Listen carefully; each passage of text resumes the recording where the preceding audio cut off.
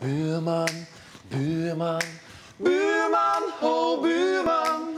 Buurman, buurman, buurman, oh buurman. Buurman, buurman, mijn buurman, mijn buurman. Die heeft een schutting gebouwd. 7 centimeter over de erfgrens. Buurman, oh buurman. Ik heb een vergunning, dus wat doe ik fout? Het is maar 2 centimeter, dus stel je niet aan, mens.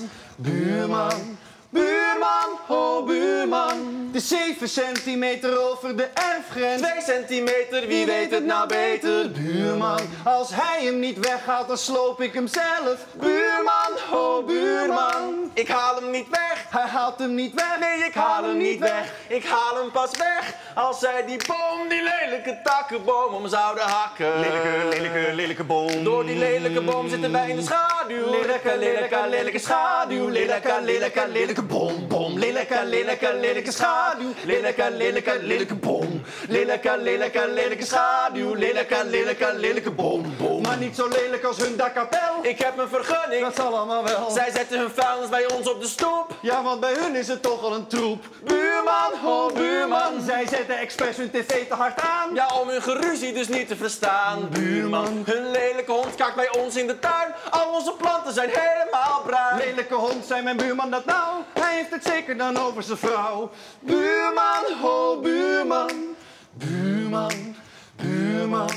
Buurman, oh buurman. Buurman, buurman.